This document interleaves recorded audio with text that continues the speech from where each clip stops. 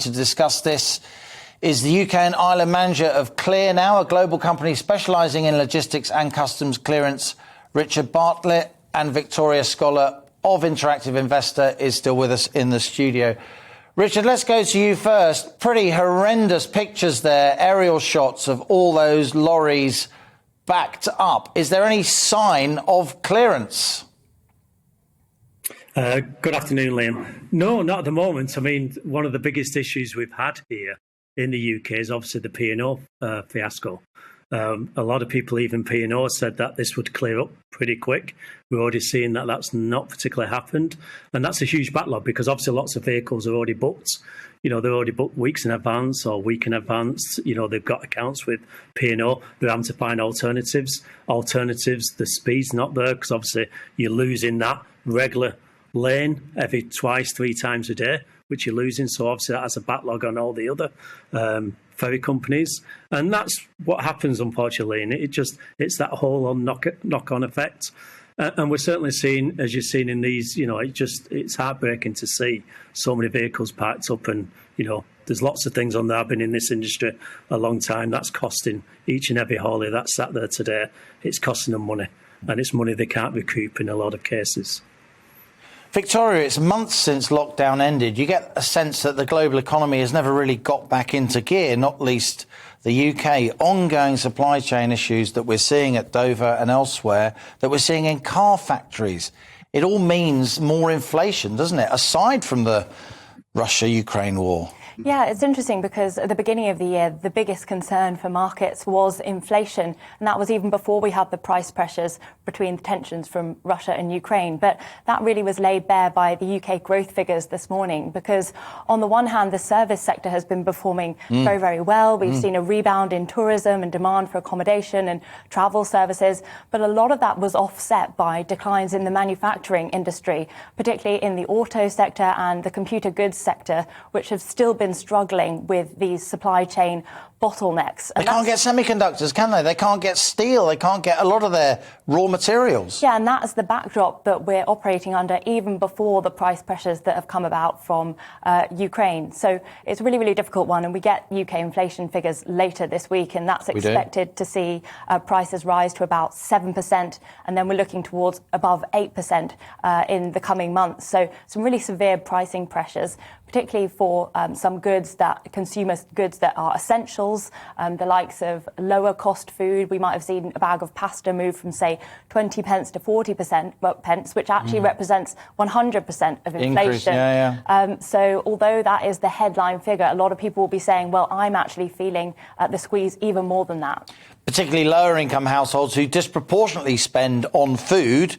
And thank God their energy bills aren't going up. Oh, they are. Richard, tell me some good news. Few people in this country know more about logistics and customs clearance than you. You've even been a guest here on my Money Talk show. You're that good. Crikey. Is there any light at the end of this tunnel? Not at the moment. I think this is short term. I think long term, you know, people, you know, consumers have to remember the freight forwarding industry do a terrific job. They'll do everything they can to make this work for you. They're very much hindered at the moment with all the things happening, and some big changes ahead coming, unfortunately, this year with the new customs changes on the 1st of January.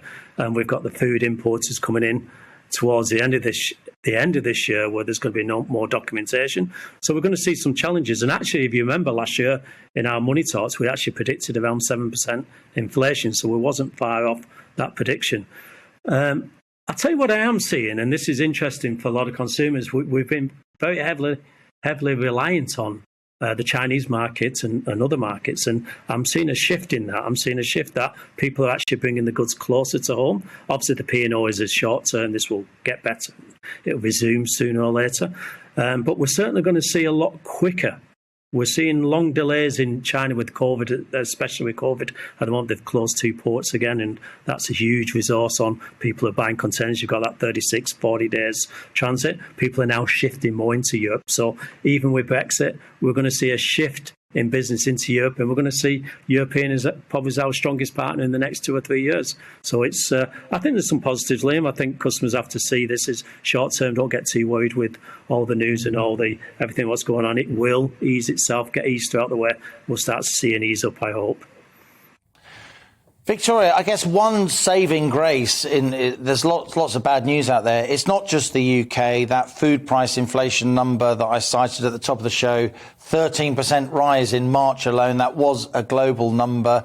As Richard Bartlett was just saying there's signs of inflation in China as well. I guess, you're an interactive investor. You guys are looking at the whole global economy the whole time. This isn't just a UK phenomenon, is it? No, this is very much a global phenomenon. We've seen President Biden in the US very, very focused on energy policy in the run-up to the midterms later this year. We've seen it crop up in terms of the French election, particularly from Marine Le Pen on the right. She's been focusing on the cost of living crisis. And in China, we had inflation figures this morning coming in at a 3-month high. They're also grappling with a potential drop to growth because they're pursuing this zero COVID policy. So they're really locking down. And cases are rising in China. As cases rise. Crikey. On the other side, we're seeing rising inflation there. So, as you say, potentially this is one suggestion that it's a little bit of a saving grace. This is very, very much a global issue related to global themes, including war and global supply chains. And yet financial markets have yet to take a significant hit. They're still resilient. Stocks and shares for the most part. Well, we saw a bit of a tumble towards the start of the year and then another pullback when there was the onset of war. But there has been a lot of discussion about this remarkable recovery. We've seen a significant rebound, particularly in US tech stocks that were hit hard amid the prospect of rising interest rates that tend to hit debt-laden companies a lot harder. But we are seeing a lot of resilience for financial markets. But there are questions about whether we might be moving into a more secular, longer-term downswing after years of record highs that we've seen over the last sort of 5 years. Richard, what would you say to GB News radio listeners who are sitting in trucks waiting to go into Dover? They've been there for days in some cases. Have you got any good news for them?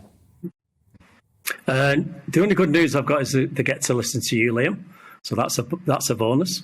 No, I mean, it's tough for them, but they're used to this, Liam. Don't underestimate. Drivers are used to, a lot of international drivers coming into the UK and leaving. They'll be adapt for this. They'll have 7 days worth of food available in the cabs. There'll be support there, people giving them support. It will ease. We just need P&O now to negotiate with government.